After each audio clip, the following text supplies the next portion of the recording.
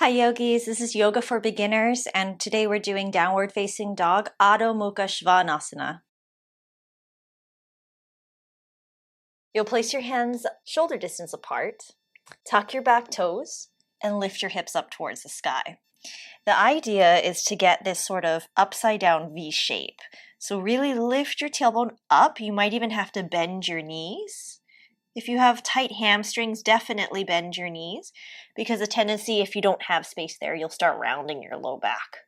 So don't be shy about lifting up onto the balls of the feet, lifting the heels as you lengthen your tailbone up towards the sky. Now push the front of your mat forward to really open up the sides of your ribs.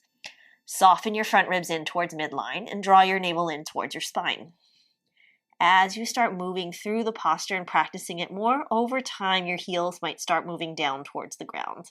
But make sure that you don't compromise the pose by rounding through the low back. See if you can keep front and back body even as you lift your tailbone up high.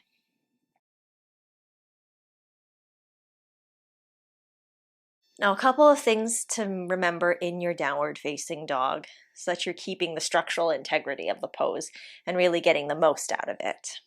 So first things first, see if you can really allow the crease of your elbows to look up towards the sky. This is going to help you activate the muscles on the bottom of the shoulder to really stabilize them and keep extra tension in the neck and shoulders from happening.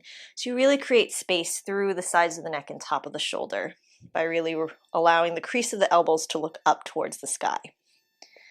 Right? The second thing, soften your navel in towards your spine. You don't want to soften it so much that you're in this sort of crunch shape, but allow the low belly to lift in and it'll help protect your low back. Draw your tailbone up towards the sky so you keep front and back body even. And last thing, like I mentioned before, hamstrings. If you have tight hamstrings or tight low back, your low back is going to want to round.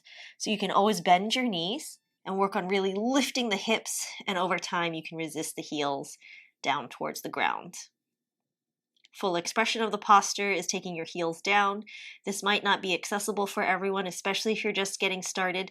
So really think about modifying the pose to your body, and things will open up over time with practice.